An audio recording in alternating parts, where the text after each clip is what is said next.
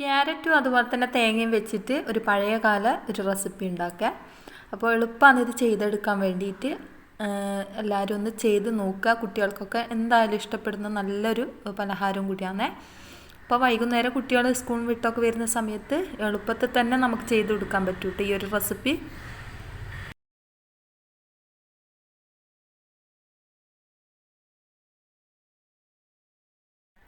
അപ്പം ഞാനിതെങ്ങനെ ചെയ്യുന്നതെന്ന് കാണിച്ചു തരാം. അതിന് മുമ്പായിട്ട് നമ്മളെ വീഡിയോ കാണുന്ന ഒരു വീഡിയോക്ക് മറന്നു പോവാണ്ട് ലൈക്ക് ബട്ടൺ ഒന്ന് പ്രസ് ചെയ്തേക്കണേ.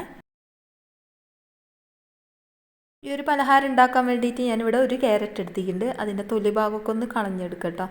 അപ്പോൾ ആ തൊലി ഭാഗം കളഞ്ഞെടുത്തതിന് ശേഷം നമുക്കിത് ഒന്ന് ഗ്രേറ്റ് ചെയ്തെടുക്കണം. നിങ്ങൾക്ക് വേണമെങ്കിൽ മിക്സിൻ്റെ ജാറിലിട്ടിട്ട് ഒന്ന് അടിച്ചെടുത്താൽ മതി കേട്ടോ.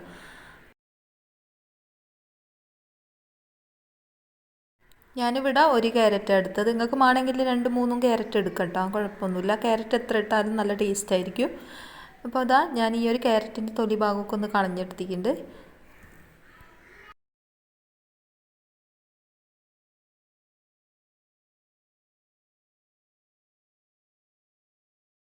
ഈ ഒരു പീലർ വെച്ചിട്ട് തന്നെ ഞാൻ ഇതേപോലെ ഒന്ന് ഗ്രേറ്റ് ചെയ്തെടുക്കുന്നുണ്ട്. ഈ ഒരു ബേക്ക് ഭാഗത്ത് വെച്ചിട്ട് ഇതേപോലെ ഒന്ന് ഉരച്ചു കൊടുക്കുന്നുണ്ട്. അപ്പോൾ നിങ്ങളെ കയ്യിൽ ഇതില്ലെങ്കിൽ നിങ്ങൾക്ക് മിക്സിൻ്റെ ജാറിലിട്ട് നല്ലോണം അടിച്ചാൽ മതി കേട്ടോ, കുഴപ്പമൊന്നുമില്ല. ഇപ്പോൾ ദാ ഇതേപോലെ ചെയ്യുന്ന സമയത്ത് കാണാനൊരു ഭംഗിയായിരിക്കും കേട്ടോ. അതിന് വേണ്ടിയിട്ടാണ് ഞാൻ ഇതേപോലെ ചെയ്തെടുക്കുന്നത്. ഇത് പെട്ടെന്ന് തന്നെ നമുക്കിതങ്ങനെ ഉരച്ചെടുക്കാൻ പറ്റും.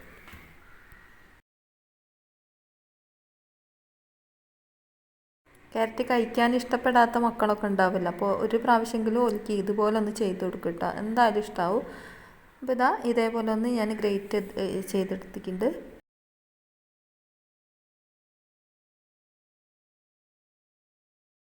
ഇതുപോലത്തെ ഒരു പാത്രം അടുപ്പിലേക്ക് വെച്ച് കൊടുത്തതിന് ശേഷം നമുക്ക് അതിലേക്ക് ഇട്ട് കൊടുക്കാം.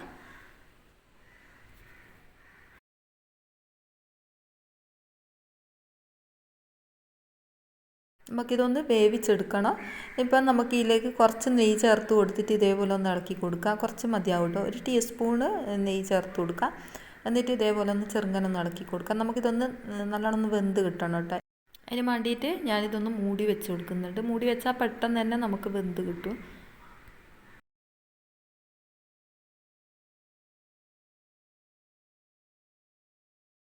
ഇനി നമുക്ക് ഇതിലേക്ക് 1 ഗ്ലാസ് വെള്ളം ഒഴിച്ച് കൊടുക്കുക. എന്നിട്ട് ഇത് നല്ലോണം ഇളക്കിയിട്ടൊന്ന് വേവിച്ചെടുക്കുക. ഒരു വെള്ളത്തിൻ്റെ അകത്തേക്ക് നമ്മളെ ഈ ഒരു ക്യാരറ്റിൻ്റെ ആ ഒരു കളറൊക്കെ ഇറങ്ങി വരുന്നത് വരെ ഒന്ന് വേവിച്ചെടുക്കുക. വെന്ത് കഴിഞ്ഞതാണ്, എന്നാലും ആ വെള്ളം ഒന്ന് തിളയ്ക്കുന്നത് വരെ കാത്തിക്കുക കേട്ടോ.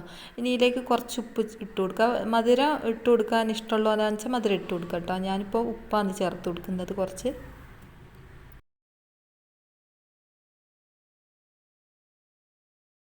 ഇതിപ്പോൾ നല്ലോണം തിളച്ച് വന്നിട്ടുണ്ട്. ഈ ഒരു സമയത്ത് നമുക്ക് ഇതിലേക്ക് പത്തിരിപ്പൊടി ചേർത്ത് കൊടുക്കുക. 1 ഗ്ലാസ് തന്നെ പത്തിരിപ്പൊടി അതിലേക്ക് ചേർത്ത് കൊടുക്കുന്നുണ്ട്.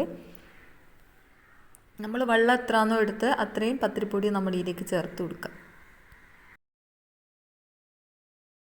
ഇതിപ്പം ഞാൻ ചേർത്ത് കൊടുത്തത് നമ്മളെ സാധാ പാക്കറ്റ് പത്തിരിപ്പൊടിയില്ലേ, ആ ഈ ഒരു പത്തിരിപ്പൊടിയാണ്. അപ്പോൾ നിങ്ങളുടെ കയ്യിൽ ഏത് തരം പത്തിരിപ്പൊടിയുള്ളതെന്ന് വെച്ചാൽ അത് ചേർത്ത് കൊടുത്താൽ മതി കേട്ടോ, കുഴപ്പമൊന്നുമില്ല. അപ്പോൾ സാധാ മൂടരിൻ്റെ പത്തിരിപ്പൊടിയാണെന്ന് വെച്ചാൽ വെള്ളം തിളയ്ക്കേണ്ട ആവശ്യമില്ല കേട്ടോ. വെള്ളം ഒന്ന് ചെറുങ്ങനെ ചൂടായതിന് ശേഷം, അല്ലെങ്കിൽ പച്ചവെള്ളമായാലും കുഴപ്പമില്ല, അതിന് തന്നെ കുഴച്ചെടുത്താൽ മതി. ഇതിപ്പോൾ ഞാൻ പാക്കറ്റ് പത്തിരിപ്പൊടി ആയതുകൊണ്ടാണ് വെള്ളം തിളപ്പിച്ചിട്ട് അതിലേക്ക് ഇട്ട് കൊടുത്തത്. ഇനിയിപ്പോൾ ഇത് നല്ലോണം ഒന്ന് കളന്തി എടുത്തിട്ടുണ്ട്.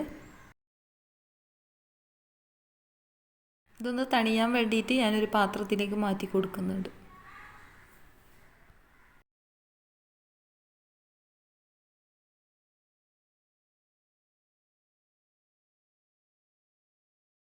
ചൂട് തണിഞ്ഞതിന് ശേഷം നമുക്കിതിലേക്ക് കുറച്ച് പച്ചവെള്ളം ഒഴിച്ച് കൊടുത്തിട്ട് ഇതൊന്ന് നല്ലോണം ഒന്ന് കുഴച്ചെടുക്കുക. ഒരു അഴഞ്ഞ പരുവത്തിലാണ് കേട്ടോ നമുക്ക് ഈ ഒരു മാവ് വേണ്ടത്.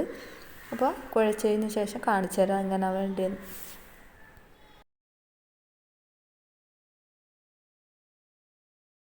ഈ ഒരു പരുവത്തിലാണ് നമുക്ക് മാവ് കിട്ടേണ്ടത് കേട്ടോ. ഇനി ഒരു സൈഡിലേക്ക് മാറ്റി വെക്കുക. ഇനി ഇതിലേക്കുള്ള ഒരു ഫില്ലിങ് റെഡിയാക്കാം. അതിന് വേണ്ടിയിട്ട് ഞാനിവിടെ ഒരു അരമുറി തേങ്ങ എടുത്തിട്ടുണ്ട്. അതിലേക്ക് ഞാൻ 2-3 ഏലക്ക പൊട്ടിച്ച് ചേർത്ത് കൊടുത്തിട്ടുണ്ട് കേട്ടോ. ഇനിയിപ്പോൾ നമുക്ക് ഇതിലേക്ക് ചേർത്ത് കൊടുക്കേണ്ടത് പഞ്ചസാരയാണ്. മധുരത്തിന് ആവശ്യമായ പഞ്ചസാര ചേർത്ത് കൊടുത്തിട്ട് നല്ലോണം ഒന്ന് ഇളക്കി കൊടുക്കുക. പിന്നെ ഞാൻ 1 ടീസ്പൂണ് നല്ല നെയ്യും കൂടി ചേർത്ത് കൊടുത്തിട്ടുണ്ട് കേട്ടോ. എന്നിട്ട് ഇതൊന്ന് നല്ലോണം മിക്സ് ആക്കിയിട്ട് നമ്മളിപ്പോൾ തേങ്ങ ഒലത്തുന്നില്ലേ അത് തന്നെ തേങ്ങ ഒലത്തിയെടുക്കുക.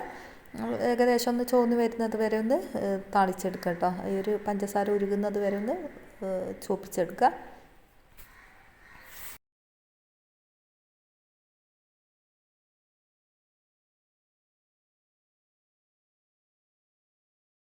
ഈ ഒരു പരുവത്തിലാണ് കേട്ടോ നമുക്ക് വേണ്ടത്. ഇനിയിപ്പോൾ നമുക്ക് ഇതൊന്ന് സെറ്റാക്കി എടുക്കാം. ഞാനിവിടെ ഒരു വാഴൻ്റെ ഇല എടുത്തിട്ടുണ്ട്. നമുക്കൊരു വാഴൻ്റെ ഇലയിലേക്ക് ഈ ഒരു മാവ് ഇതേപോലെ ഉരുട്ടിയിട്ട് വെച്ച് കൊടുക്കുക. എന്നിട്ട് കൈയൊന്ന് നനച്ചതിന് ശേഷം നമുക്കിതൊന്ന് പരത്തി കൊടുക്കാം കേട്ടോ. ഈ ഒരു വാഴൻ്റെ ഇലയിൽ ഇതേപോലെ നല്ല നൈസായിട്ട് തന്നെ പരത്തിയെടുക്കുക. എന്നാലാണ് നമ്മളെ ഈ ഒരു അട അടിപൊളിയായിട്ട് തന്നെ കിട്ടും. നല്ല ടേസ്റ്റാണ് കേട്ടോ. ഒരു പ്രാവശ്യമെങ്കിലും ഇതുപോലെ ചെയ്യാത്തവരുണ്ട്, അട ഇതുപോലെ ചെയ്യാത്തവരുണ്ട്, ഒന്ന് ചെയ്ത് നോക്കുക. അപ്പോൾ ഇതേപോലെ ഒന്ന് നല്ലോണം ഒന്ന് പരത്തി കൊടുക്കുക. നല്ലോണം പരത്തിയതിന് ശേഷം നമുക്ക് നമ്മൾ നേരത്തെ തയ്യാറാക്കി വെച്ച ഫില്ലിങ് ഇതിൻ്റെ നടുക്കേക്ക് വെച്ച് കൊടുക്കുക. നിങ്ങൾക്ക് എത്ര വേണ്ടിയേ അത്രയും ഇട്ട് കൊടുക്കുക കേട്ടോ ഫില്ലിങ്.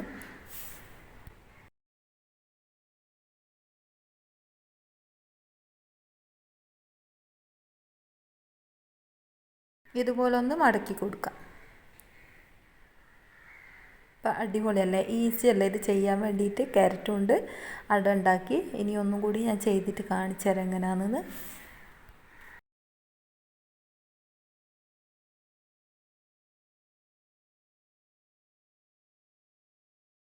ഉരുള ഇതുപോലെ വെച്ച് കൊടുക്കുക. എന്നിട്ട് ഇതുപോലെ നല്ല തിന്നായിട്ട് തന്നെ പരത്തിയെടുക്കുക. കയ്യിൽ വെള്ളം തൊടിയിച്ചാൽ പെട്ടെന്ന് തന്നെ നമുക്കിങ്ങനെ പരത്തി കിട്ടും കേട്ടോ, പരന്ന് കിട്ടും. എന്നിട്ട് ഇതിൻ്റെ നടുക്കായിട്ട് നമുക്ക് ഫില്ലിങ് വെച്ച് കൊടുക്കാം.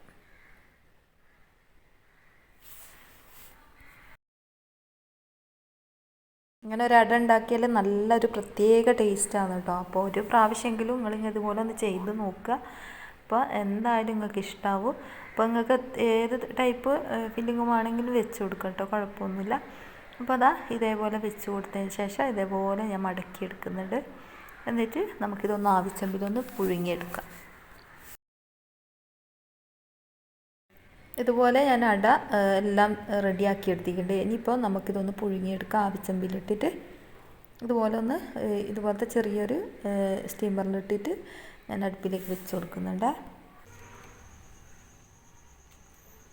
അപ്പം നമ്മൾ അട അടിപൊളിയായിട്ട് തന്നെ കിട്ടിയിട്ടുണ്ട്.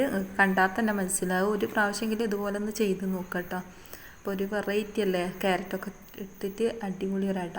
നല്ല കളറും ഉണ്ട് കേട്ടോ, ഒരു മഞ്ഞ കളറാണ്. കളറ് കണ്ടാൽ തന്നെ നമുക്കൊരു ഇഷ്ടമാവും കേട്ടോ കഴിക്കാൻ വേണ്ടിയിട്ട്. അപ്പോൾ അത്രയ്ക്ക് ടേസ്റ്റാണ്. ഒരു പ്രാവശ്യമെങ്കിലും ഇതുപോലെ ചെയ്യാത്തവരുണ്ടെന്ന് ചെയ്ത് നോക്കുക. അപ്പോൾ ഇതുപോലത്തെ വെറൈറ്റി വീഡിയോ കാണാം. ഇനിയും അസ്സലാമു അലൈക്കും.